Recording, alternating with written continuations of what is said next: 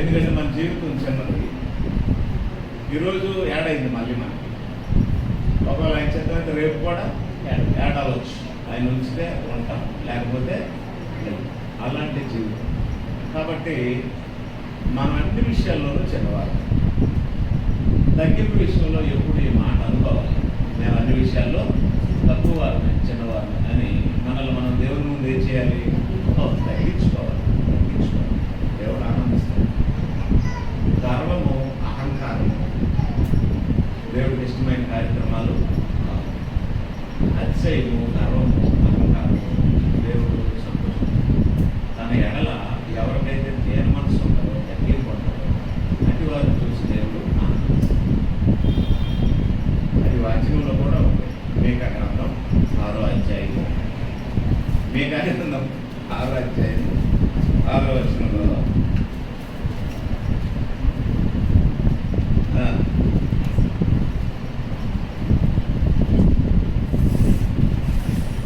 చదవండి.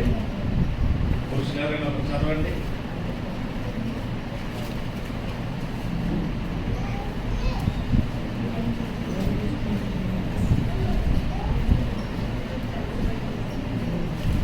ఏమి తీసుకుని వచ్చి నేను యెహోవాను దర్శించును, ఏమి తీసుకుని వచ్చి మహోన్నతుడైన దేవుని సన్నిధిని నమస్కారం చేయును, దహన బలులను ఏడాది దూడలను అర్పించి దర్శించునా, వేల కొలది పొట్టేళ్లను వేలాది నదులంత విస్తారమైన తైలమును ఆయనకు సంతోషం కలుగుచేయిన, నా అతిక్రమమునకై నా జ్యేష్ఠపుత్రిని నేను ఇక్కునా, నా పాప పరిహారముకై నా గర్భఫలమును నేను ఇక్కునా.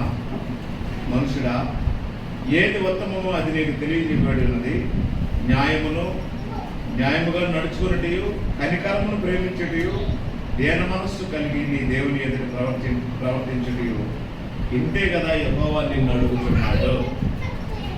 వేలాది నదులంత విస్తారము కానీ, నీ జ్యేష్ఠ కుమారుడిని కానీ, లేకపోతే పొట్టేళ్ళు కానీ, బలులు కానీ దేవుడు అడిగేవాడు.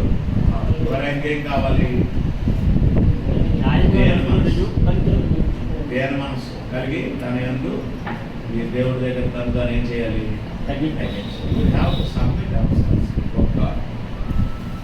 మనల్ని మనం దేవుడి దగ్గర ఏం చేయాలి? మేము చిన్నవారు, మేము అన్ని విషయంలోనూ నీ దగ్గర చిన్నవారమే అని చెప్పి దేవుని దగ్గర మనం ఏం చేయాలి? తగ్గించు. కాబట్టి ఈ సందర్భంలో మరొక విషయాన్ని మనం నేర్చుకుందాం. తగ్గింపు మనసు కలిగి, దేన మనసు కలిగి, విరిగి నలిగిన మనసు కలిగిన వారు దేవుని రాజ్యానికి అర్హులు. ఆత్మ విషయమై దిగులైన వారు ధన్యులు అని రాశాడు. యేసు ప్రభు పంట మీద ప్రసంగంలో చెప్పాడు, ఆత్మ విషయమై దిగులైన వారు ధన్యులు. మానవుడికి ఏముండాలి? దేనత్వం ఉండాలి, తగ్గింపు ఉండాలి. మనల్ని మనం ఏం చేయాలి? తగ్గించుకోవాలి. మన జిల్లాలో ఈ మాట ఎక్కువ వాడతారు. మరి మీరు విన్నారో లేదో? గొంతులో రాలిపోతాండ గొప్ప రాలు కొట్టిడికి అనే మాటలు ఉంటాయి. అంటే అహంకారం అన్నమాట. మనకేముండాలి? రాలు కొట్టు. ఎంత దేవుడు ఆశీర్వదిస్తే అంతకంటే దేవుడి దగ్గర ఏమవ్వాలి? తగ్గించుకోవాలి. దావీదుని చూడండి, ఎక్కడో మందలు కాసుకునే ఒక చిన్న కుర్రవాడిని తీసుకొచ్చి దావీదుని ఏం చేశాడు? చక్రవర్తిని చేస్తే అప్పుడు చక్రవర్తి రాత్రి పగళ్ళు దేవుడితో ప్రార్థన చేసుకుని ప్రతివాడు ఐశ్వర్యాన్ని బట్టి కానీ, పదవుని బట్టి కానీ, సుఖాన్ని బట్టి కానీ, డబ్బు ధనాన్ని బట్టి కానీ ఈనాడు అతను గర్వించడానికి ఎక్కడ లేదు. దేవుడు దేవుళ్ళు ఇవ్వాలని చూపిస్తాడు. ఒకవేళ మీకు కలిగితే, ఒకవేళ దేవుడు మీకు ఇస్తే తినండి, సంతోషంగా ఉండండి. ఇంకా దేవుడి దగ్గర మాత్రం ఎలా ఉండాలి? ఎల్లప్పుడూ దేన మనసు కలిగి తగ్గించు. అది దేవుడికి ఇష్టమైంది. దేవుడు అహంకారులను ఏం చేస్తాడు? ఎదిరించి దీనులకు కృపను గ్రహిస్తాడు. అహంకారము దేవునికి ఇష్టం కాదు, గర్వము దేవునికి ఇష్టమైంది. ప్రతిసారి ఏం చేసుకోవాలి? ఎప్పుడు ఒక మాట అనుకోండి, ఇలా నేను చెప్పినాను, మేము అన్ని విషయాల్లోనూ అందరికంటే చిన్నవాళ్ళమే, నష్టమేం లేదు. మనం తగ్గించుకుంటే దేవుడు సంతోషిస్తాడు. మన తగ్గింపుని బట్టి దేవుడు మన అవసరాలన్నీ తీరుస్తాడు. కాబట్టి ఈ సందర్భంలో మనం ఏం నేర్చుకుంటున్నాము అంటే, నీ కొడుకుని దేవుడికి ఇచ్చినా తీసుకోదు, వేలాది నదులంత విస్తారమైన ధైర్యం ఇచ్చిన దేవుడు తీసుకోడు, పొట్టేళ్లను బాబుగా వేసిన కొడుకు పొట్టేళ్ళను ఇచ్చిన దేవుడు తీసుకోడు. మరేం కావాలి దేవుడికి? నీతి న్యాయముగా ప్రవర్తిస్తూ తను మనిషి దేవుడి ముందు ఏమవ్వాలి? తగ్గించుకోవాలి. అహంకారం అస్సలు ఇష్టం ఉండదు, గర్వం అస్సలు ఇష్టం ఉండదు, రాలుబాటు అస్సలు ఇష్టం ఉండదు. అవి అసలు దేవుడికి అసహ్యం. అది ఎక్కువ మాట్లాడడం కూడా దేవుడికి ఇష్టం ఉండదు. మనకు తెలియక ఏం చేస్తూ ఉంటాం? ఎక్కువ మాట్లాడుతుంటాం కదా, పేరుతుంటాం కదా. ఆ ప్రేలాపం కూడా ఎవరికి ఇష్టం ఉండదు? దేవుడికి ఇష్టం. అంటే ఆ ప్రేలాపన కూడా దేవునికి ఇష్టం. యేసు ప్రభు అవసరమైనప్పుడే మాట్లాడేవాడు, అవసరం లేకపోతే మామూలుగా ఉండేవాడు. అంటే సువార్త 12వ అధ్యాయం. యేసు మనస్తత్వం చూడండి, ఆయన వ్యక్తిత్వం చూడండి ఎలాంటిది. మత్తయి సువార్త 12వ అధ్యాయము 18లో ఇలా రాసి ఉంది, ఇదిగో ఈయన నా సేవకుడు, ఈయనను నేను ఏర్పరచుకుంటుని, ఈయన నా ప్రాణమునకు ఇష్టడైన నా ప్రియుడు, ఈయన మీద నా ఆత్మ ఉంచెదను, ఈయన అన్ని జనులకు న్యాయ విధిని ప్రచురం చేయను, ఈయన జగడమాడడు, కేకలు వేయుడు, వీధులలో ఈయన శబ్దం ఎవరికి వినపడదో. ఒకటి ఏమాడు? తగువులు. జగడం అంటే తగువులు ఆట. యేసులో ఏమాడు? తగువులు ఆట. కానీ క్రైస్తవులు ఏమాడతారు? తగువులు ఆడతారు. ఎంత చండాలది. మన గురువు ఏమాడు? తగు ఆడతాం. మరి మనం ఏమాడుతున్నాం? మరి అది అంత అసహ్యం. ఆయన జగడమాడడు, కేకలు వేయడు. ఆయన ఏమేయడు? కేకలు వేయడు. మరి మనం అప్పుడప్పుడు ఏం చేస్తున్నాం? అరుస్తున్నాం కదా. అది దేవుడికి ఇష్టమైన కార్యక్రమం. అరుపులు దేవుని నీతిని నెరవేర్చు. కేకలైపోతాం. మూడో విషయం ఏంటి? ఆయన శబ్దమే వినపడదట. యేసు ప్రభు ఎక్కడున్నా కామ్. ఆయనకు అన్నీ తెలుసు, ఆయనకు అన్నీ తెలుసు. కానీ ఆయన ఎక్కడో నిలబడ్డాడు, ఏమి తెలియదు. అది ఆయన గొప్ప విధం. మన సమాజంలో ఏమంటామంటే, ఏమీ లేదు పెంకి పేరుతుంది అంటారు కదా. నిండుకొండ ఎప్పుడు పల్లవాటది అంటారు కదా. ఆ రకంగా మనకు అజ్ఞానం వల్ల, అవివేకం, తెలుగు తక్కువతనం వల్ల మనం ఏం చేస్తామంటే, మన మాటలు, మన గొడవలు, మన తగువుల వల్ల మన వ్యక్తిత్వాన్ని పైకి పెట్టుకుంటాం. యేసు ప్రభు అలాంటి వాడు, ఆయన నెమ్మది. అంటే ఈ పద్ధతి ఏంటంటే, తను తాను తగ్గించుకునేవారంటే దేవుడికి ఇష్టం. తక్కువ మాట్లాడేవారంటే దేవుడికి ఇష్టం. మౌనంగా ఉండేవారంటే ఇంకా ఇష్టం దేవుడికి. యెషయా గ్రంథం 53వ అధ్యాయంలో, యెషయా గ్రంథం 53వ అధ్యాయంలో యేసు ప్రభు 7వ వచనంలో ఇలా అన్నాడు. యేసు ప్రభు గురించి ప్రాముఖ్యత, అతడు దౌర్జన్యం నొందెను. దౌర్జన్యం చేశాడా? దౌర్జన్యం పొందాడా? ఆయన దౌర్జన్యం చేయడు. ఆయన మీద దౌర్జన్యం చేశారు చాలా మంది. ఆయన దౌర్జన్యం నొందెను, బాధింపబడినను ఆయన నోరు తెరవలేదు. అది మామూలు విషయం. మనం ఒక మాట అంటేనే ఏమైపోతాం? తెరబడిపోతాం, జవాబు చెప్పేస్తాం. ఆయన దౌర్జన్యం నొందినా సరే తిరిగి ఏం చేయలేదట, నోరు తెరవలేదు. బాధింప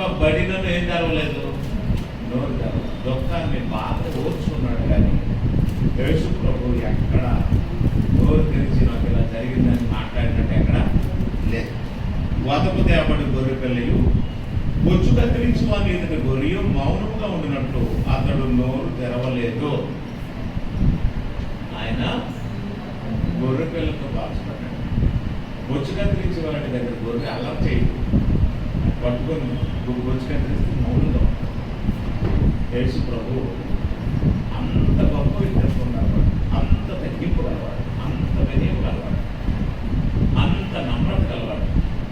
జగడము, అరుపులు, ఏకలు, వీధుల్లోకి వెళ్ళి మాట్లాడటం ఆయన ఆయన ఆయన క్యారెక్టర్లో లేదు. ఆయన వ్యక్తిత్వం అంత గొప్ప.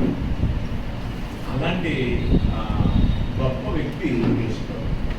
అయితే మనకున్న ఒక మరియమానలో దాన్ని తెలియదు, కానీ అంత గొప్ప వ్యక్తిత్వం కలిగిన వ్యక్తి దగ్గరికి వచ్చిన ఇంకా మనలో ఈ మార్పులు రాదు. కొన్ని సంవత్సరాలు అయిపోయింది, ఇంకా కొన్ని సంవత్సరాలే ఉంటాం. సంవత్సరాలన్నా నీకు ఎన్నా ఉంటాం మనకి ఎవరికి తెలియదు. కానీ ఉన్నంతలో మనల్ని మనం మార్చుకోవాలి. మనల్ని ఎవరు మార్చరు, మనమే మారాలి. నన్ను మార్చవా ప్రభువా దేవా ఆయన అడగకూడదు, మనమే నిర్ణయం తీసుకోవాలి, మనమే మారాలి. కాబట్టి దేవుడు నిన్ను కోరేది ఏంటి అంటే నీ ఆస్తి కాదు, నీ కొడుకు కాదు, నీ జ్యేష్ఠపుత్రుడు కాదు, నీ బరువు కాదు, నీ రక్తం కాదు, నీ మాంసం కాదు. మరేం కోరుతున్నాడు అంటే దేన మనసు కలిగి దేవుడి దగ్గర ఏం చేసుకోవాలి, తగ్గించుకోవాలి. అది యేసు ప్రభు వ్యక్తి. యేసు ప్రభు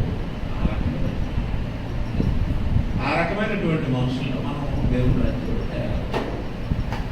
రైట్, ఈ సందర్భంలో మనం ఏం నేర్చుకుంటున్నామంటే దేవుడు ఒక రకమైనటువంటి స్వభావం కలవాడు. దేవుడు ఎవరు? ఒక రకమైన స్వభావం కలవాడు. 2 తిమోతి పత్రిక 2వ అధ్యాయం 13వ వచనంలో మనం ఏం చదువుకున్నాము అంటే ఆయన నమ్మదగిన వాడు. దేవుడు ఎవరు? నమ్మదగిన వాడు. నువ్వు నమ్మితే ఆయన్నే నమ్మాలి. ఇంకెవరిని నమ్మినా నీ కోపం ఉంచేస్తాను. ఎవరు నమ్మాలి అని రాసి ఉంది? దేవుడే నమ్మ. దేవుడు ఆయన నమ్మదగిన వాడు.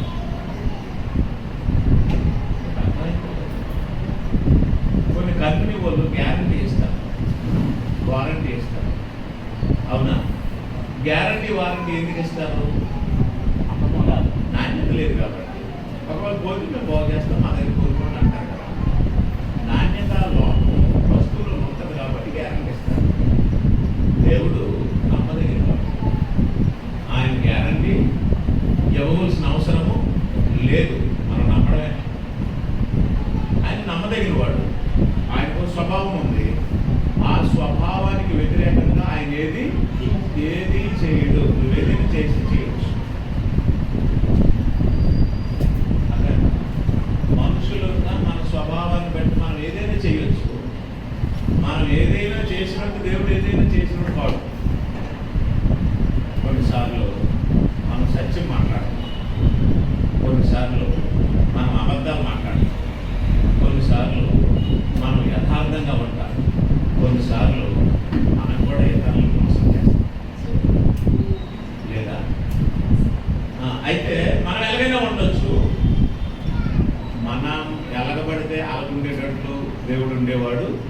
ఆయన ఏకరీతిగా ఒకేలా. ఆయన ఎవరంటే నమ్మదగిన వాడు. దేవుడు ఎవరు? నమ్మదగిన వాడు. ఇంకో విషయం కూడా మీకు నేను చెప్పాను లేదు, మళ్ళీ చెప్తాను. అపోస్తుల కార్యములు 17వ అధ్యాయము 26వ వచనంలో ఇలా రాసింది. 17:26లో అపోస్తుల కార్యంలో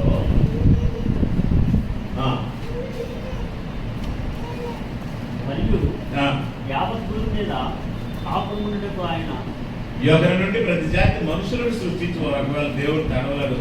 28 చూడండి. మనం ఆయన బ్రతుకుతున్నాము. 28 అదేనండి. మనం ఆయన బ్రతుకుతున్నాము, చలించుతున్నాము, కలిగి ఉన్నాము. అటువలే మనం ఆయన సంతానం అని మీ కవిశ్వరంలో 19 చెప్తున్నారు. కాబట్టి దేవుని సంతానం. మనము దేవుని సంతానం అయి ఉండి, మనుషులు చమత్కార గుర్తుంచుకోండి, మనుషులు చమత్కార కల్పన వల్ల మలచబడిన బంగారము, వెండి, రాతిని దేవత్వం పోలి ఉన్నదని తలంచకూడదు. సంతానంగా, పిల్లలంగా పుట్టే కారణాన్ని బట్టి మనం దేవుడు సంతానం. మీకు ఒక అబ్బాయి పుట్టాడు, ఆ సంతానం ఎవరిచ్చారు? అది సంతానంగా మనం దేవుని సంతానమే. దేవుడు నాకు కొంతమంది పిల్లలు ఇచ్చాడు. ఆ పిల్లలు ఎవరి సంతానము? దేవుడు ఇచ్చాడు కాబట్టి దేవుడి సంతానమే.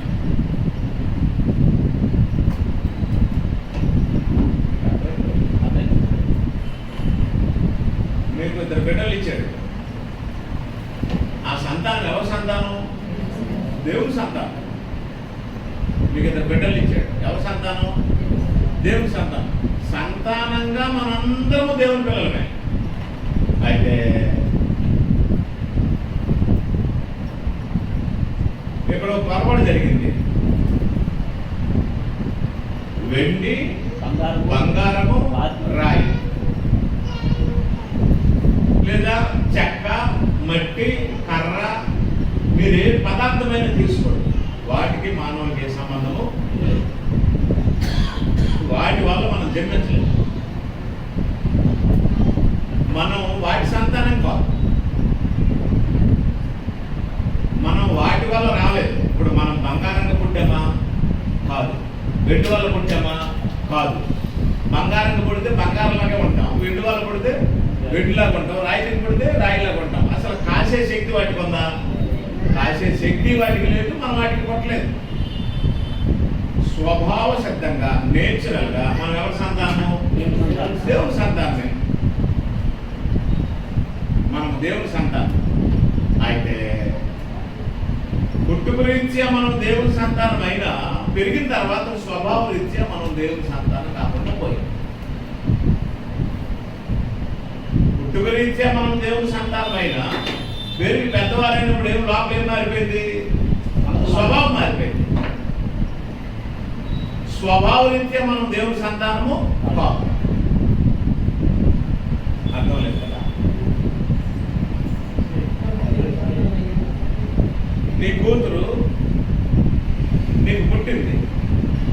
పుట్టించిన వాడు ఎవరు? దేవుడు. గర్భఫలం యెహోవా ఇచ్చి బహుమానం. నీకు పుట్టించాడు, ఆయన సంతానాన్ని నీకు ఇచ్చాడు. అమ్మ నాన్న పిలిపించుకోవడానికి, ఆయన కోసం పెంచడానికి ఇచ్చాడు. ఇక్కడ చెప్పాడు క్లియర్గా, సంతానంగా అమ్మ నాన్నని నిన్ను పిలుస్తున్న పిల్లలు ఎవరి సంతానము? ఆయన సంతానమే. మీరు నమ్మిన నమ్మకపోయినా నా పిల్లలు ఆయన సంతానమే. నా ద్వారా కిందకి పంపించాడు అంతే. మీ పిల్లలు ఆయన సంతానమే. మీ ద్వారా కిందకి పంపించాడు, భూమి మీద పంపించాడు అంతే. అయితే మనము దేవుని సంతానం అయి ఉండి, మనం ఎవరి సంతానము? దేవుని సంతానం అయి ఉండి, మనుషుల చమత్కార కల్పన వల్ల మలచబడిన బంగారమైన, వెండినైన, రాతినైన దేవత్వం పోలేదని తలంచకూడదు అన్నాడు. అంటే అర్థం ఏంటంటే స్వభావం మారిపోయింది. ఏం మారిపోయింది? సంతానంగా మనం ఎవరి సంతానము? దేవుని సంతానమే. స్వభావం మాత్రం ఎవరి స్వభావం లేదు. ఇప్పుడు దేవుని స్వభావం లేదు. అది సమస్య. రెండో పాపం ఏంటంటే, ఒక పాపిని పరిశుద్ధపరిచేవాడు, అనీతిమంతుడిని నీతిమంతుడిగా తీర్చేవాడు. ఒక పాపిని పరిశుద్ధపరిచేవాడు, పాపిని పరిశుద్ధుడిగా చేసేవాడు, అనీతిమంతుడిని నీతిమంతుడిగా చేసేవాడు ఎవరు? దేవుడే కదా. ఒక నీతిమంతుడు ఒక పాపిని బాగు చేయలేడు కదా. ఒక గురుడ్డువాడికి త్రావు చూపలేడు కదా. చెప్పండి. కాబట్టి ఇప్పుడు మన పాపాన్ని పరిహరించే శక్తి ఎవరికొంది? మళ్ళీ ఆయనకే ఉంది. ఈ లోకంలో నా పాపం తీసే శక్తి మానవుడికి లేదు. పాపం తీయడం సంగతి తర్వాత, ముందు నన్ను క్షమించే శక్తి కూడా లేదు. సోదరుడు తప్పు చేశాడు. తప్పు చేసి సోదరుడు ఏం చేయాలి? తప్పే చేస్తే డెఫినెట్గా మనం ఏం చేయాలి? క్షమించాలి. ఎన్నిసార్లు క్షమించాలి? 7 సార్లు క్షమిస్తే సరిపోతాను. లేదు, రెడీ.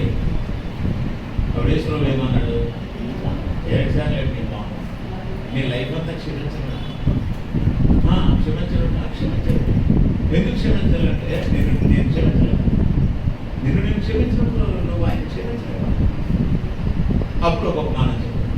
ఇతను 10,000 ఇవ్వాలి, అతను 10 రూపాయలు ఇవ్వాలి.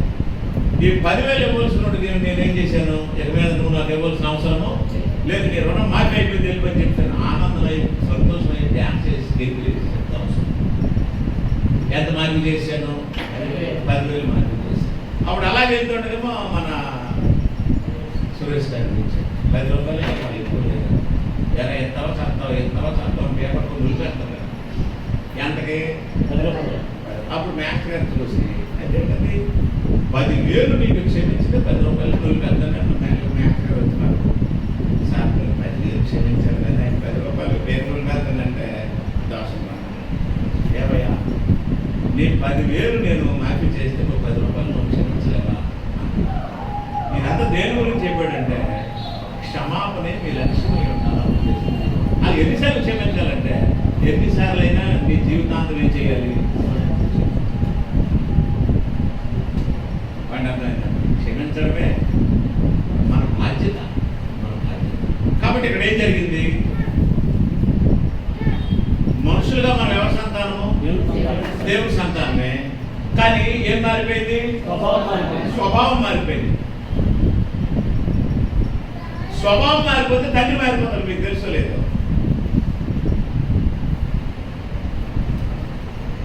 నాకు దాహం వేస్తుంది, అమ్మ కొంచెం మంచినీళ్ళు అమ్మా అనొచ్చు. ఆకలేస్తుంది, అమ్మ కొంచెం అన్నం పెట్టమ్మా అనొచ్చు. నిద్ర వస్తుంది, అమ్మ నాకు నిద్ర వచ్చేస్తుంది, నేను వెళ్ళిపోతానమ్మా అని చెప్పచ్చు. అమ్మ ఒక 10 రూపాయలు పెట్టండి అమ్మ, అమ్మ కొంచెం టీ చేసి పెట్టండి అమ్మ, కొంచెం కాఫీ ఇవ్వండి అమ్మ అని అమ్మ అనే మాట అంతమందికైనా ఉపయోగించవచ్చండి. అవునా? నాన్న నేను వెళ్ళొస్తాను, నాన్న నువ్వు తాయి నాన్న అనొచ్చా? ఎవరు పెడతారు? అర్థం లేదు కదా. సగం నట్టి సగం ఏమంటారు, మరి ఏం చేస్తాను? మనము ఎవరినైనా ఎంతమందినైనా ఏమనొచ్చు? అమ్మనొచ్చు. కానీ ఒక్కడనే ఏమనాలి? అనాలి. మట్టి కొంచెం తగ్గి చేస్తాం. ఎవరిని పడితే వారిని ఏమనకూడదు? నాన్న అనకూడదు. ఎవరిని పడితే వారిని ఏమనొచ్చు? అమ్మ అనొచ్చు. అమ్మ కొంచెం మంచిగా, అమ్మ కొంచెం టీ పెట్టండి అమ్మ, అమ్మ అనొచ్చు. అది మంచి పాపం. కానీ ఎవరిని పడితే వారిని ఏమనకూడదు? నాన్న.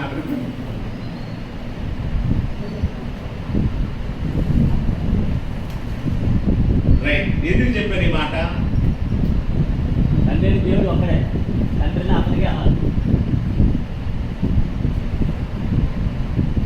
సంతానంగా మనం ఎవరి సంతానము?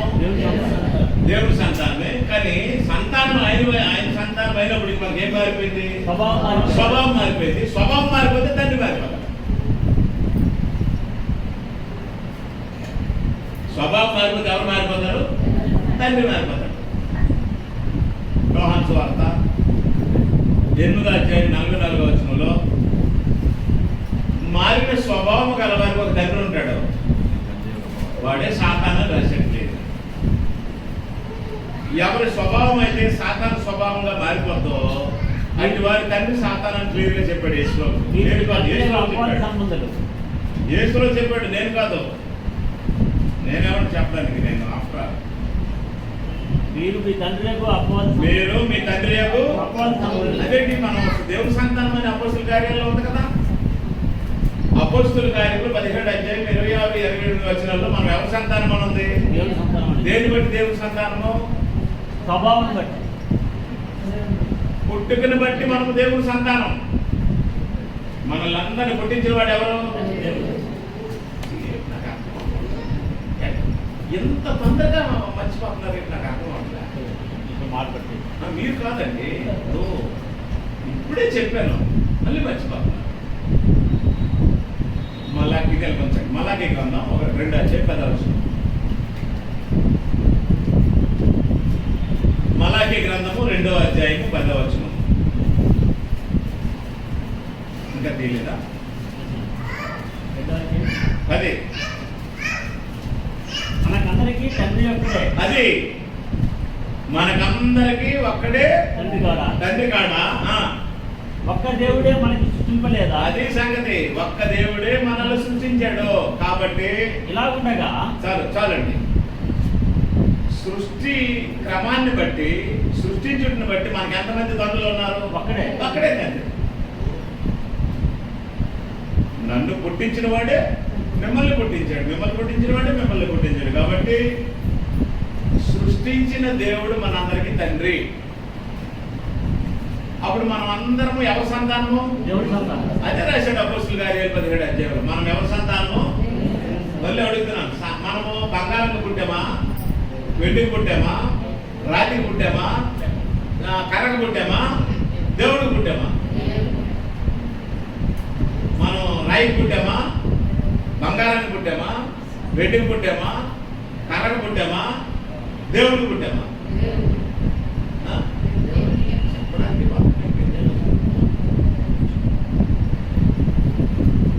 కాబట్టి పుట్టుకుని బట్టి మనం ఎవరి సంతానము? దేవుడి సంతానం. అయితే స్వభావాన్ని బట్టి సాతాన సంతానం అయిపోయారని రాసి చెప్పాడు యేసుప్రభు ఇక్కడ. మీరు మీ తండ్రి 44 వచ్చిన మీరు మీ తండ్రి యొక్క అపవాది సంబంధులు, మీ తండ్రి దురాశలు నెరవేర్చబోరుచున్నారు. ఆది నుండి వాడు నరహంతకుడై ఉండి సత్యమందు నిలిచిన వాడు కాడు. మీరు చెప్పండి, సత్యము ఎవరి స్వభావము? అబద్ధం ఎవరి స్వభావము? కాబట్టి ఇప్పుడు సత్య సంబంధులకు తండ్రి ఎవరు? దేవుడైతే అబద్ధికులకు తండ్రి ఎవరు? కాబట్టి ఇప్పుడు స్వభావం మారితే ఎవరు మారుతారు? తండ్రి మారిపోతారు.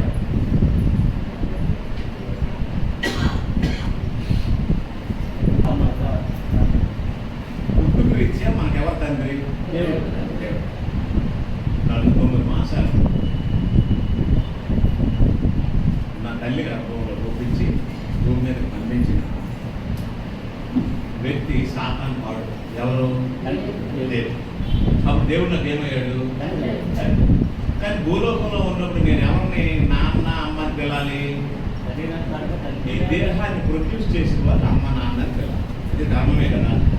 దేవుడు కూడా ఏం చెప్పాడు? మీ తండ్రిని సన్మానించి. ఎందుకంటే వారు లేకపోతే నువ్వు లేవు. అందులో ముఖ్యంగా నీ తల్లి లేకపోతే నువ్వు లేవు. నరుడు ఒంటరిగా ఉండుట మంచిది కాదు. అప్పుడు ఈ ఒంటరితనం పోయి జంటగా ఉండి ఆ జంట కలిసి ఫలించి భూమి మీదకి మానవులు రావాలంటే డెఫినెట్గా ఎవరు రావాలి? ఎవరు ఉండాలి? ఆడ మనిషి ఉండాలి. వాస్తవం ఏంటంటే నరుడు ఒంటరిగా ఉండడం మంచిది కాదంటే ఒంటరి వాడు ఏమీ సాధించలేడు మగాడు. అప్పుడు దేవుడు నరుడికి సాటి అయిన సహాయాన్ని ఇచ్చాడు. ఈ సాటి అయిన సహాయపు గర్భంలోనే బిడ్డలు పొందుతున్నాడు. 9 మాసాలు నీకు నీరు, రక్తము, మాంసము, ఎముకలు, మీకు ఈ రోజున్న ఈ రూపము, మీ ఒంట్లో ఉండే ఈ రక్తము, ఈ ఎముకలు, ఈ నరాలు, ఈ చర్మము, ఇవన్నీ మీ అమ్మ వాళ్ళు వచ్చాయి. అంత నమ్మకం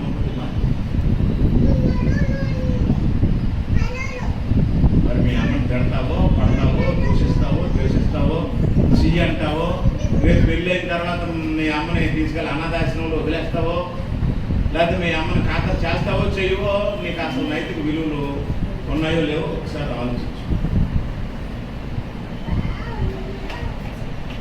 నీకు అర్థమైందో లేదు? ఈ రూపానికి కారణం ఎవరు? దేవుడే జన్మనిచ్చాడు. కానీ ఈ మాంసం ఇచ్చింది ఎవరు? మాంసము, రక్తము, నీరు, నరాలు. ఈ రోజు నీ శరీరంలో ఉండే ప్రతి అవయవాన్ని నీకు ఉత్పత్తి చేసి ఇవ్వడానికి తన మాంసము, తన రక్తము, తన నీరు, తన ఎముకలు, తనలో నుండి అన్నీ నీకు వచ్చేసాయి. అలాంటి మనిషి నువ్వు మాతృమూర్తి అంటారండి. అందుకే ఏం చెప్పాడు? తల్లినైనను తండ్రినైనను దూషించు అనే దీపం పవర్ చీకట్లో ఆరిపోతుంది. కాబట్టి సంతానంగా మనం ఎవరి సంతానము? దేవుడి సంతానమే.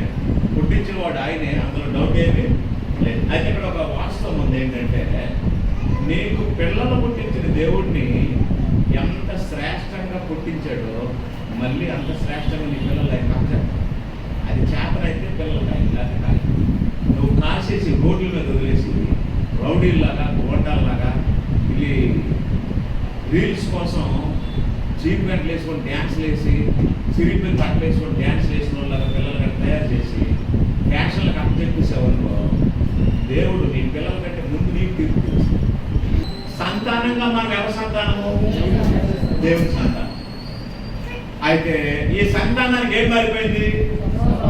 స్వభావం మారిపోతే ఎవరు మారిపోతారు?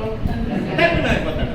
నీ పిల్లలే అప్పుడు ముగ్గురు తండ్రులు అయిపోతారు నీ పిల్లలకి. ఎవరెవరు చెప్పండి? తండ్రి దేవుడు ఒకడు. జన్మనిచ్చిన కారణంగా తండ్రి అని దేవుడు ఒకడు.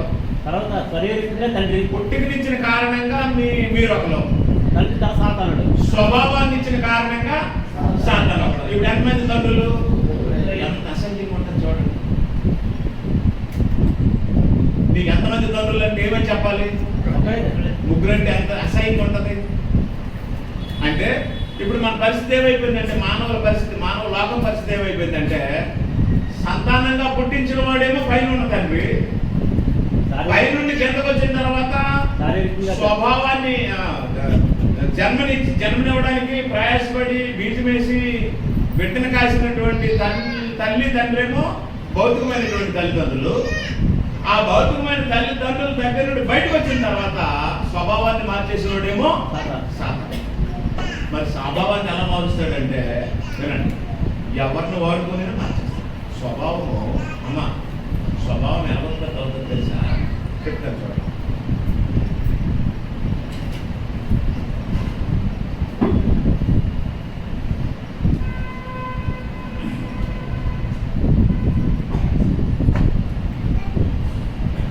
జకర్యా గ్రంథం 12:1-2 జకర్యా గ్రంథం 12:1-2 ఇలా రాసి ఉంది. పాత నిబంధనలో ఉంటుంది జకర్యా గ్రంథం. తీయండి. 12:1-2 దేవోక్తి ఇశ్రాయేలు వచ్చి వచ్చిన యెహోవాకు ఆకాశ మండలమును విశాలపరిచి భూమికి పునాది వేసి మనుషుల అంతరంగంలో జీవాలను సృజించు యెహోవా సెలవిచ్చినదేమనగా. దేవుడు నీకు ఎలా తండ్రి? వారి నాశకారంతరంలో జీవవాయువు వలగా నరుడు జీవాత్మను ఇచ్చినందువల్ల దేవుడు నీకు తండ్రి. దేవుడు నీకు ఎలా తండ్రి? జీవాత్మను ఇచ్చాడు కాబట్టి దేవుడు నీకు తండ్రి. ఆయన పరమాత్మ, మనం జీవాత్మలు కాబట్టి పరమాత్మ నుండి ఏ ఆత్మ వచ్చింది? కాబట్టి దేవుడు నీకు తండ్రి. ప్రశాంత్ అర్థమైందా? దేవుడు నీకు తండ్రి అంటే ఎలా తండ్రి అంటే, ఆయన పరమాత్మ, నువ్వు జీవాత్మవి. ఆయన నుండి నీకేమొచ్చింది? జీవాత్మ వచ్చింది. అప్పుడు జీవాత్మను నిలబెట్టడానికి ఏం కావాలి? శరీరం కావాలి. మన స్వరూపం ముందు మన కోరిక చెప్పున నరులను చేయమన్నప్పుడు జీవాత్మను ఎలా తీసుకొచ్చి ఎలా పెట్టాడా? వారి నాసికారంధ్రం ద్వారా లోపలికి పంపించాడా? అప్పుడు ఆ లోపల శరీరం ఎవరి వల్ల తయారైంది? తల్లిదండ్రుల వల్ల తయారైంది. యోబు గ్రంథం 10:10 యోబు గ్రంథం 10:10 ఇలా రాసి ఉంది. యోబు 10:10 భక్తుడు మానవ నిర్మాణం గురించి ఇలా చెప్పాడు. ఏమని? ఒకడు పాలు పోసినట్లు నీవు నన్ను పోసిదేవు కదా, చున్ను గడ్డ ఒకడు పేర పెట్టినట్లు నీవు నన్ను పేర పెట్టిదేవు కదా, చర్మంతోను మాంసంతోను నీవు నన్ను కప్పితివి, ఎముకలతోను నరములతోను నన్ను సంధించితివి. అవునా? ఎక్కడి నుంచి వచ్చాయి? ఎముకలు ఎక్కడి నుండి వచ్చాయి? చర్మం ఎక్కడి నుండి వచ్చింది? నరాలు ఎక్కడి నుండి వచ్చాయి? రక్తం ఎక్కడి నుండి వచ్చింది? నీరు ఎక్కడి నుంచి వచ్చింది? మాంసం ఎక్కడి నుంచి వచ్చింది? నీరులో నుండి నీరు, రక్తంలో నుండి రక్తము, మాంసంలో నుండి మాంసము, ఎముకలో నుండి ఎముకలు వచ్చాయి కదా. అది ఎవరు? నీ ఎముకలు ఎవరమ్మా? మీ అమ్మ కదా. మీ నరాలు ఎవరిది? మీ అమ్మ కదా. మీ మాంసం ఎవరిది? మీ అమ్మది కదా. మీ నీరు ఎవరిది? మీ అమ్మది కదా. మరి వీటన్నిటికీ కారణమైనటువంటి బీజం ఎవరిది? మీ నాన్నది కదా. కదా. విత్తనం వేసినోడు ఆయన. ఆ ఫలము అభివృద్ధి చేసింది తల్లి. తల్లి గర్భంలో నువ్వు తయారయ్యావు. దావీదు చెప్పాడు, నా తల్లి గర్భంలో నన్ను నిర్మించిన వాడవు నీవే, నీవు నన్ను కలుపు చేసావు. ఎలాగంటే పార్ట్నర్షిప్ నువ్వు చేసావు మా అమ్మ నాన్నతో. నిర్మాణం విషయంలో దేవుడు మానవులతో పార్ట్నర్ ఎలాగంటే శరీరాన్ని ఇవ్వడానికి వీళ్ళు, ఆత్మను ఇవ్వడానికి నువ్వు, ఇద్దరు పార్ట్నర్షిప్ వల్ల ఈ ఉత్పత్తి మానవుని యొక్క ఉత్పత్తి. సార్ మీరు మీ భార్య మీ దేహాలు ఇవ్వడం వల్ల దేవుడు మీకు బిడ్డలు ఇచ్చాడు, అవునా? కాబట్టి దేవుడేమో ఆత్మలకు తండ్రి. వినండి, దేవుడు దేనికి తండ్రి? దేవుడు ఆత్మలకు తండ్రి. ఈ జన్మనిచ్చిన వాళ్ళేమో శరీర సంబంధమైన తల్లిదండ్రులు. అయిపోయింది కదా. కాబట్టి దేవుడు మనకు ఎలా తండ్రి అంటే ఆత్మనిచ్చాడు కాబట్టి దేవుడు తండ్రి, ఆయన ఆత్మలకు తండ్రి. ఈ శరీరాన్ని ఇచ్చినోడు ఎవరు? తల్లిదండ్రులు. కాబట్టి వీళ్ళు శరీరానికి తల్లిదండ్రులు.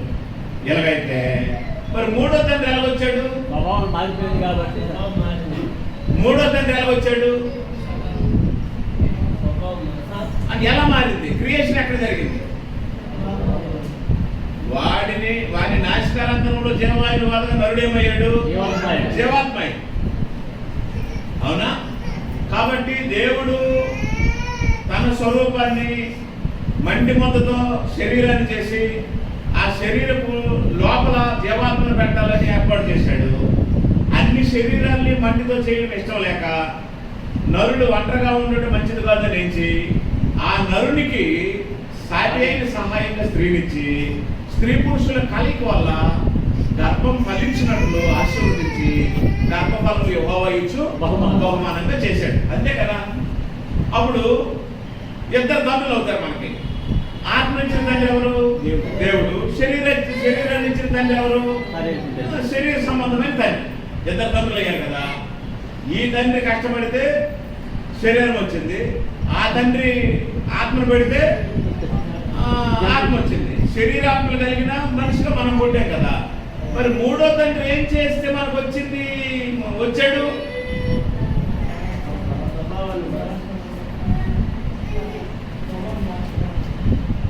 అది ఎలా మారింది స్వభావం? ఇప్పుడు నువ్వు పుట్టినప్పుడు తాగలేదు, నువ్వు పుట్టినప్పుడు అబద్ధాలు ఆడలేదు, నువ్వు పుట్టినప్పుడు మోసం చేయలేదు, నువ్వు పుట్టినప్పుడు ఏమీ లేవు. ఇప్పుడు అవన్నీ డిఫరెంట్గా ఉన్నాయా లేదా? చెప్పండమ్మా. మన ఈ రోజు ఉన్న లక్షణాలు మనం పుట్టినప్పుడు ఉన్నాయా? నా పాయింట్ అర్థమైందా? ఈ మూడో తండ్రి ప్రమేయము మన జీవితాల్లో కలగొచ్చింది అంటే వాడు మనల్ని పుట్టించలేదు, వాడు మనల్ని కాయలేదు, వాడు మనల్ని పెంచలేదు, ఏమీ చేయలేదు. కానీ వాడు మనకు తండ్రి అనే ఒక పేరు తెచ్చుకున్నాడు. ఎలాగంటే సహవాసము ద్వారా. దేని ద్వారా? సహవాసము ద్వారా స్వభావం మారిపోతాయి.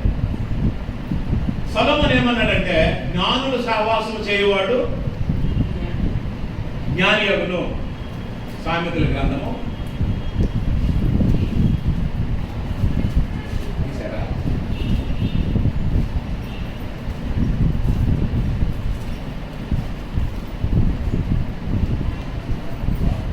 జ్ఞానుల సహవాసం చేయవాడు ఏమవుతాడట? జ్ఞాని అవును. మూర్ఖులు సహవాసం చేసిన వాడు ఏమవుతాడట? చెడిపోతాడు. 13:20 సామెతలు 13:20.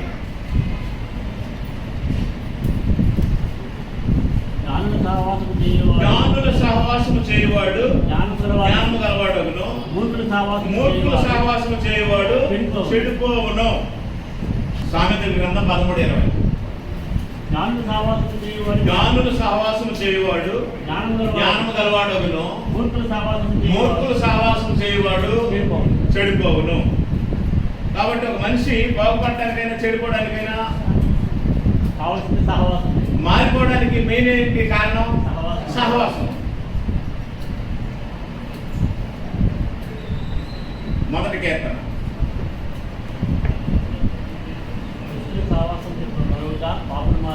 తీయండి, నాకు వచ్చేది.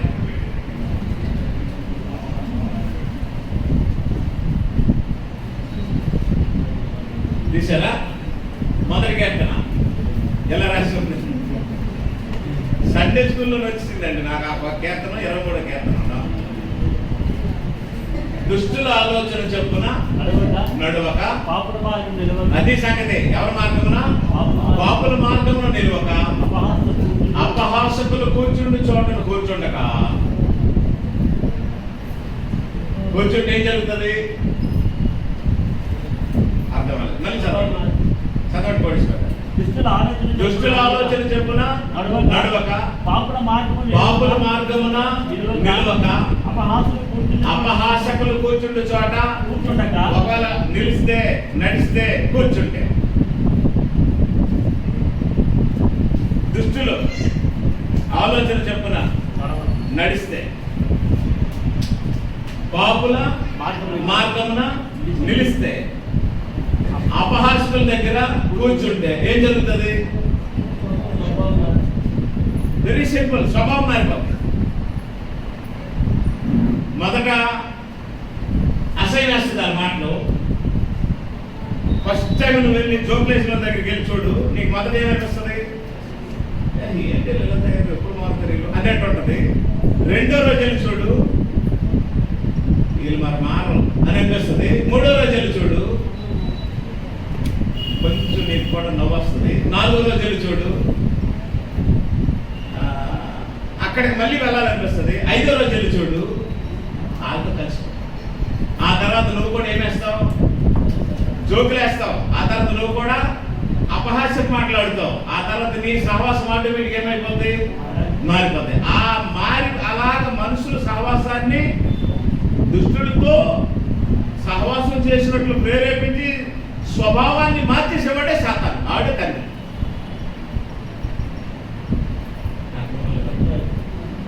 నీకు దేవుడు ఎలా తండ్రి? ఆత్మనిచ్చాడు. నీకు తల్లిదండ్రులు ఎలా తల్లిదండ్రులు? శరీరాన్ని ఇచ్చాడు. నీ సాతాను ఎలా తండ్రి? సహవాసం ద్వారా స్వభావాన్ని, అప్పుడు సాతాను తండ్రి అవుతాడు. దేవుడు నొచ్చుకుంటాడు. నిన్ను భూమి మీద పుట్టించాడు, నువ్వు తప్పు చేస్తే నొచ్చుకుంటాడు. తల్లిదండ్రులు బాధపడతారు. నీకు జన్మనిచ్చారు, నేను కాశారు, మోసారు, పెంచారు, పెద్దోళ్ళు చేశారు, నీకు ఎక్కడ పొరపాటు చేసిన, కాలు చేరిన, గోడు చేరిన, నోరు చేరిన, అయ్యో నా పిల్లలు పాడైపోతున్నారని వాళ్ళు బాధపడతారు. ఎటొచ్చి నువ్వు ఏమైపోయి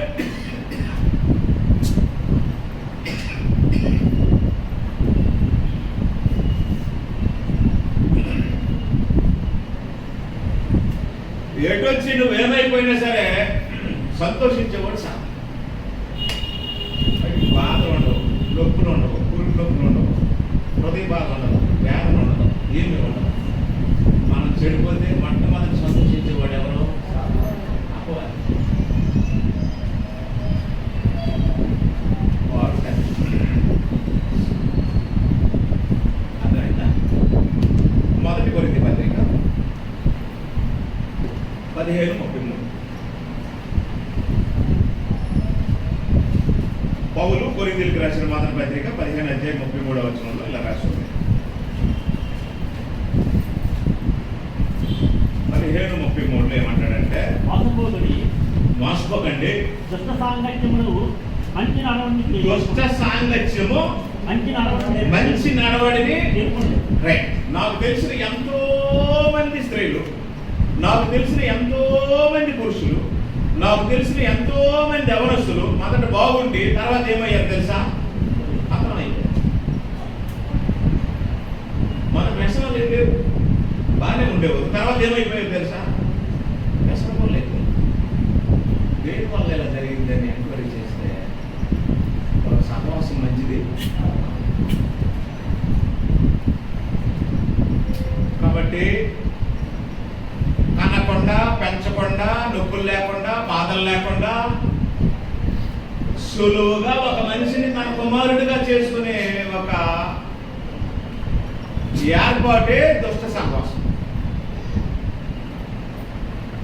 నిన్ను కనడు, పెంచడు, పెద్దోళ్ళు చేయడు, అన్నం పెట్టడు, ఏమీ చేయడు. నీకు ఎవరో ఒక దుష్టుడిని ఏం చేస్తాడు? పరిచయం చేస్తే ఆ సహవాసం వల్ల నీ పరిస్థితి ఏమైపోద్ది? మారిపోతే అప్పుడు నువ్వు ఎవరి సంతానం అవుతావు? నువ్వు కన్నావు, మోసావు, కాసావు, నీకు బాధ ఉంటుంది. ఇప్పుడు నీ బిడ్డను పట్టుకుని ఏం చేస్తాడంటే ఎవరితోనో సహవాసం చేసేటట్టు ప్రేరేపిస్తాడు. ఎలా ప్రేరేపిస్తాడంటే ఇప్పుడు ఇదేంటో తెలుసా? తెలుసు. సిగరెట్ అంటే ఎప్పుడైనా కాల్చావా? నేను కాల్చున్నా బాబు, మా నాన్న మా అమ్మ తెలుస్తుంది, నన్ను బాబు తీసేస్తాను. ఒకసారి చూడు నేను ఎలా కాలుస్తానని ఇలా ముట్టించి రింగులు చేస్తాను. రింగులు తీసినప్పుడు ఎరుపోగలడు కదా, ఆ రింగులు కాసి ఏం చేస్తాడు? ఎంత బాగున్నాడా అంటాడు. నీకు తెలుసా, నాకంటే నువ్వు బాగా చేస్తావు అనేసరికి మొదట ఇలా ముట్టుకొని ఇలా నోట్లో ఇలా భయపెట్టుకుని నోట్లో పెడతాడు. దగ్గు వచ్చేస్తుంది మాకు అలాగే ఉంటుంది లేరని. ఆ తర్వాత అలాగ ఏం చేస్తాడు? పెట్లు ఏం చేస్తాడు. మొదటి రోజు ఇంట్లోకి వచ్చినప్పుడు వాసన వేస్తుంది. ఏంటో సిగరెట్ వాసన వేస్తుంది. నా దగ్గర కాదు రండి, పక్కన కూర్చొని నదిలో వచ్చిందంట. ఆ తర్వాత రెండో రోజు వాసన వస్తుంది, మూడో రోజు వాసన వస్తుంది. ఏ అలవాటు అయిపోతుంది వాసన మామూలే అని. ఆ తర్వాత నెమ్మదిగా అటు జోబులో సిగరెట్ లేకపోతే అటు పెట్టి ఏదో దొరుకుతుంది. లాస్ట్ ఏమైపోతాడు? తెలిసిపోతుంది, పబ్లిక్ అయిపోతాడు, డైరెక్ట్ అయిపోతాడు. తల్లి కనిపించినా ఎదురుగానే కాల్చుకొని ముట్టించుకొని సిగరెట్లు కాల్చుకొని పేపర్ శాస్త్రాలు వేసుకొని కైనీలు వేసుకొని డైరెక్ట్ అయితే తిరిగిపోతాడు. ఆ తర్వాత వీడు మనం చెప్పిన వినే స్థితిలో లేడని తల్లిదండ్రులు కూడా ఏం చేస్తారు? వదిలేస్తారు. ఆ వదిలేసినోడు ఏమవుతాడు? రౌడీ అవుతాడు, గోల్డ్ అవుతాడు, ఏ ఇంటికి నెసరెడతాడు, ఎవరి పిల్లలని పాడు చేస్తాడు, ఎవరి ఆస్తులైనా భంగం చేస్తాడు, గవర్నమెంట్ ఆస్తులు కూడా నాశనం చేస్తాడు, ఆడు ట్రైనింగ్ తగలబెడతాడు, బస్సులు కాలుస్తాడు, టీవీలు బద్దలు కొడతాడు, సెలవులు బద్దలు కొడతాడు, ఏదైనా చేసే స్థితికి వెళ్తాడు. ఎవరు తీసుకెళ్తారు ఆ స్థాయికి? సాతాను తీసుకెళ్తాడు. ఈ రకంగా కనకుండా, పెంచకుండా, జన్మనివ్వకుండా, డబ్బులు లేకుండా, ప్రసవం లేకుండా, ఆపరేషన్ చేసి ఒళ్ళు కోసుకోకుండా ఒక మనిషిని సులువుగా తన చేతిలో పెట్టి తన బిడ్డగా చేసుకోవడానికి సాతాను చేసినటువంటి పన్నాగమే సహవాసం. అందువల్ల దావీదు ఏమని చెప్పాడు తెలుసా? సొలొమోనుకి మొదటి రాజుల గ్రంథం 2వ అధ్యాయం, నాయన సొలొమోనా అన్నాడు. రాజులు మొదటి గ్రంథం 2వ అధ్యాయంలో రాజైన దావీదు తన కుమారుడైన సొలొమోనుకి ఎలా చెప్పాడంటే చిలక చెప్పినట్టు చెప్పాడు అంటారు కదా, అంతకంటే బాగా చెప్పాడు. రాజుల మొదటి గ్రంథం 2వ అధ్యాయం, దావీదులకు మరణకాలం సమీపింపగా. అమ్మా, దావీదు మరణకాలం వచ్చిందట అంటే పోయే కాలం వస్తుందా? ధనలక్ష్మి, దావీదుకి మరణకాలం వస్తుందా? దావీదు లేదు, దావీదు బాబు లేదు, దావీదు తాత లేదు, ఎవరు లేదు. మరణానికి అందరూ ఎవరికైనా దావీదులకు మరణకాలం సమీపింపగా అతడు తన కుమారుడైన సొలొమోనుకి ఎలా ఆజ్ఞయించును? లోకులందరూ పోవలసిన మార్గమును నేను పోవచ్చున్నాను కాబట్టి నీవు ధైర్యం తెచ్చుకుని నిబ్బరం కలిగి నీ దేవుడైన యెహోవా అప్పగించిన దానిని కాపాడి ఆయన మార్గములను అనుసరించి నీవు నడిచిన ఎడల నీవు ఏ పని పోలికొని ఎక్కడ తిరిగినను అన్నింటిలో వివేకముగా నడుచుకుందువు. మోషే ధర్మశాస్త్రంలో రాయబడి ఉన్న దేవుని కట్టడలను, ఆయన నియమించిన ధర్మం అంతటిని, ఆయన న్యాయ విధులను, శాసనము కైకొనుము. అప్పుడు నీ పిల్లలు తమ ప్రవర్తన విషయంలో జాగ్రత్తగా నుండి నా ఎదుట తమ పూర్ణ హృదయముతో, పూర్ణ మనసుతో, పూర్ణ సత్యమును అనుసరించి నడుచుకుని నీ ఎడల ఇశ్రాయేలు రాజ్య సింహాసనం మీద ఆసీనుడగు ఒకడు నీకు ఉండక మానడని యెహోవా నన్ను గురించి ప్రమాణం చేసిన మాట తెరపరచును. ఏం చెప్పాడు? నాయనా, నా వైపు చూడండి. నాయనా సొలొమోనా, నా కుమారుడా, లోకలందరూ పోవలసిన మార్గంలో నేను పోవచ్చున్నాను. నా టైం దగ్గర పడిపోయింది, నేను చనిపోతున్నాను. కాబట్టి నువ్వు మాత్రం దేవుని సహవాసం చెయ్యి, ధర్మశాస్త్రాన్ని విడిచిపెట్టుకో, వాక్యం చదవడం మాకని ఎలా చెప్పాడు?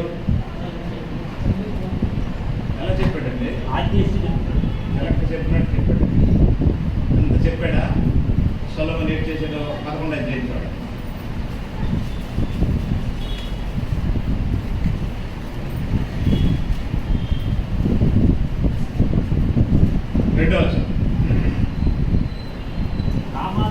కామాతురత గలవాడై వారిని ఉంచుకొని వచ్చాను. అతనికి 700 మంది రాజకుమార్తెలైన భార్యలు 300 మంది ఉపపత్తులు కలిగి ఉన్నది. అతని భార్యలు అతని హృదయంను త్రిప్పివేసిరి. ఎంతమంది భార్యలండి? 7 కాదు, 700. ఇవి చూడండి ఎంత ఉంది. ఈ 700 మంది భార్యలు దాకా ఎంతమంది ఉంచుకున్నాడు? 300 మంది ఉప్పుడు గద్దెలు ఉంచుకున్నాడు. మొత్తం ఎంతమంది? 1000 మంది తమ ఆయన హృదయాన్ని ఏం చేశాడు? దేవుడి దగ్గర నుండి మార్చేశాడు. నా మొహం చూడండి. మీకు ఒక ప్రశ్న అయినా, దేవుడి దగ్గర నుండి మనిషిని పక్కకి తప్పించడానికి 1000 మంది అవసరమా? ఒక్కరుంటే సరిపోతా? ఒక్కరే ఆదాం భార్య. ఆదాం భార్య తన భర్తని దేవుడితో ఉంచిందా, పక్కకి లాగేసిందా? ఒక్క ఆడ మనిషి ఆదాం సర్వనాశనం చేసేస్తే 1000 మంది ఎందుకు చేయరు? 700 మంది ఎందుకు చేయరండి? 700 మంది భార్యలు అతను హృదయాన్ని ఏం చేశారట?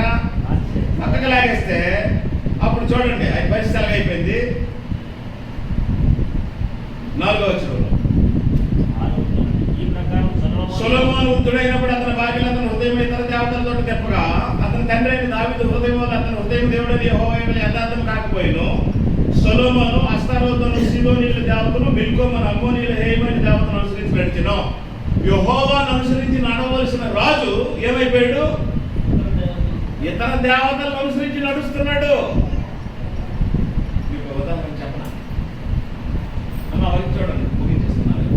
ఇప్పుడు నేను వాక్యం చెప్తున్నానా? చెప్తున్నా లేదా? ఆరాధన నడిపిస్తున్నానా? చెప్పండి. వాక్యం మీకు అర్థమైనట్టు ఏదో నాకు వచ్చినంతలో మీకు అర్థమైనట్టు చెప్తున్నానా? ఇలా చెప్పి ప్రయాసపడి వస్తున్నానా? సడన్ గా ఈ సాల్మన్ రాజే ఈ కారు మీద ఈ రోడ్డు అంటే అక్కడ దిగి పట్టు పంచ పట్టు లాల్చ పట్టుకొని నామాలు పెట్టుకొని చెవుల్లో పువ్వులు పెట్టుకొని సజ్జలో పళ్ళు కాయలు పెట్టుకుని గుడికి వెళ్ళడం మీరు చూశారు అనుకోండి. అసలు అవాక్ అయ్యే లక్షణాలే మీలో లేవు. అందుకే మీరు అవాక్ అవ్వకుండా ఎప్పుడు బేలం కొట్టిన జరగంది కదా సార్, అది జరగంది కదా. ఏమండి? అది జరగంది. నేను జరగదండి, మామూలు చెప్తున్నాను ఉదాహరణ. ఈ సాల్మన్ రాజే బైబిల్ పెట్టుకొని వచ్చి వాక్యం చెప్పిన ఈ సాల్మన్ రాజే ఇదే రోడ్డు అంట పళ్ళు కాయలు పట్టుకొని బొర మీద వ్యాపకములు వేసుకొని మొరాట వేసుకొని గుడికి విగ్రహం దగ్గరికి వెళ్తే మీరు చూస్తే ఎలా ఉంటుంది? నా లాంటి అలా చేసిన ఆశ్చర్యపోవలసిన అవసరం ఏమి లేదు. కానీ ఇక్కడ చేసినోడు సామాన్యుడు. ఇతను ఎవరు? ప్రపంచ ప్రఖ్యాతగాంచిన జ్ఞాని. ఈయన లాంటి జ్ఞాని ప్రపంచంలో మరొకడు లేడు. యెరూషలేము దేవాలయాన్ని 7 సంవత్సరాలు కట్టించాడు ఈయన బంగారంతో. యెహోవా దేవుడికి 7 సంవత్సరాలు యెరూషలేములో దేవాలయం కట్టించిన ఈ మహాజ్ఞాని, పరమ భక్తుడైన దావీదు కుమారుడు ఏ దేవునికి యెరూషలేము యెహోవా దేవునికి దేవాలయం కట్టించి అక్కడ జ్ఞాపకత్వాన్ని నిలిపి దోపదీప నైవేద్యాలు సమర్పించాడో ఆయనే ఇప్పుడు ఇతర దేవతల దగ్గరికి పూజించడానికి వెళ్తాడు. అర్థం లేదా? అప్పుడు నేను అలా కావాలంట పంచి కట్టుకొని లాల్చి చేసుకొని పువ్వులు రొట్టెలు అన్ని విగ్రహాల దగ్గరికి వెళ్తున్నప్పుడు ఇప్పుడు మీరు చూసి సొలొమోన ఏమండి సొలొమోన్ గారు మీరు మా సేవకులండి, మీరు ఇలా చేయకూడదండి అని అంటే ఎవరు చెప్పండి మీకు నా ఇష్టం అని అంటే మీరు తెచ్చుకోండి. అవునా? కొంతమంది వీక్ హార్ట్ నూలు దాడు నూలు గట్టయితే తట్టుకోలేరు. ఆ నమ్మకంతో ఎంత తెగించాడని అనుకోలేదు, ఎంత ద్రోహి అవుతాడు అనుకోలేదు అని ఎంతో చచ్చిపోయినంత వరకు నన్ను మర్చిపోరు కదా. ఏమండి మరి సొలొమోను దేవుడు 2 సార్లు పిలిచాడట. సొలొమోను this is not correct, your doing wrong అంటే అన్నాడట దేవుడు. ఏ దేవుడు జన్మనిచ్చాడో, ఏ దేవుడు జీవితాన్ని ఇచ్చాడో, ఏ దేవుడు ఒక పరమ భక్తుడికి నన్ను పుట్టించాడు, ఏ దేవుడు ప్రమాణం చేశాడు నీ తర్వాత నీ కుమారుడు రాజు అవుతాడని, ఆ దేవుడే సొలొమోనా నువ్వు చేస్తుంది క్రమం కాదంటే చెప్పడం ఏంటి నాకు అన్నాడు. ఎవరిని? దేవుడు. అప్పుడు దేవుడు చూశాడు. ఈ రకంగా సొలొమోను తయారవడానికి కారణం ఎవరు? భార్యలు అంటే ఎక్కడి నుంచి వచ్చిన భార్యలు? అన్యులు పెళ్లి చేసుకున్నాడు. అన్య పిల్లలు పెళ్లి చేసుకున్నాడు. వాళ్ళు వస్తే ఏం చేశారంటే బొమ్మలు పట్టుకుని వచ్చారు. డైరెక్ట్గా సొలొమోను పిల్లలు ఏం పట్టుకుని వచ్చారు? వెండి బొమ్మల్ని, బంగారు బొమ్మల్ని పట్టుకుని, దేవతల బొమ్మలు పట్టుకుని వచ్చి అతన్ని ప్రేరేపించి ఏం చేశారంటే, నేను మహోన్నతుడైన దేవుని సేవకుడిని, నేను దేవుడు నియమించిన రాజుని, నా తండ్రి పరమ భక్తుడంటే ఆ చాలా మర్యాదగా గుడికి అన్నారు. అప్పుడు అంతా పాటు ఎక్కడికి వీడు ఒకసారి ఊహించండి. 10 నిమిషాలు దేవదార మానుడితో వేలుమి బంగారంతో 7 సంవత్సరాలు యెహోవాకు దేవాలయం కట్టించి ఆ దేవాలయ ప్రతిష్ఠ రోజు 1,00,000 బలులు వేసినటువంటి సొలొమోనే ఆ దేవాలయం ముందు నుంచే విగ్రహాలు పూజించడానికి వెళ్తున్నాడు అన్ని ఒకసారి ఊహించుకోండి. ఎవరు అయితే నేనేం చెప్పానంటే, ఇప్పుడు సొలొమోను యెహోవా కుమారుడిగా ఉన్నాడా, సాతాన్ కుమారుడు అయ్యాడా? ఎందువల్ల సాతాన్ కుమారుడు అయ్యాడు? సహవాసం. కనకుండా, మొయ్యకుండా, కాయకుండా, నొప్పులు లేకుండా ఒక మనిషిని తన పిల్లలుగా చేసుకునే సామర్థ్యం ఎవరికి ఉంది? సాతానికి ఉంది. దేని బట్టి చేస్తాడు అంటే సహవాసాన్ని బట్టి మార్చేస్తున్న జాగ్రత్త. అందువల్ల బైబిల్ చెప్పిందంటే, జ్ఞానులు సహవాసం చేసిన వాడు జ్ఞాని అవుతాడు, దుష్టులు సహవాసం చేసిన వాడు చెడిపోతాడు. మోసపోకండి. దుష్ట సహవాసము మంచి నడవడిని ఏం చేస్తుంది? చేరిపేస్తుంది. దావీదు చెప్పాడు, దుష్టుల ఆలోచన చొప్పున నడవక, పాపుల మార్గమున నిలవక, అపహాసకులు కూర్చుంటే చోట కూర్చుండగా. ఇప్పుడు దీన్ని మనం తగ్గొట్టేసుకున్నాం అనుకోండి, అప్పుడు మనకి ఎంతమంది తల్లులు అవుతారు? ఇద్దరు అవుతారు. ఒకడు తండ్రి, శరీరాన్ని ఇచ్చిన తండ్రి, మరొకడు ఆత్మని ఇచ్చిన తండ్రి. అప్పుడు మనం చచ్చిపోతాం కదా. ఇది ఎక్కువ మందికి ఇష్టం, చచ్చిపోతామండి. నాకు ఇష్టం. చచ్చిపోతే ఈ శరీరంతో మనకి ఏ శ్రమలు, ఏ బాధలు, ఏ కష్టాలు శాంతంగా ఆ పరదేశికి ఆత్మ వెళ్తుంది. ఆ మట్టిలో శరీరం నిద్రపోతుంది. ప్రభు వచ్చినప్పుడు లేకపోతే ఆ పరిస్థితి రావాలంటే మనకు దేవుడే తండ్రి, జన్మనిచ్చిన తల్లిదండ్రులే తల్లిదండ్రులు. ఈ మధ్యలో వచ్చిన తండ్రిని మళ్ళీ మధ్యలో మనం ఏం చేయాలి? కట్ చేసేయాలి. కట్ చేసేయాలంటే ఎవరు కట్ చేయాలి?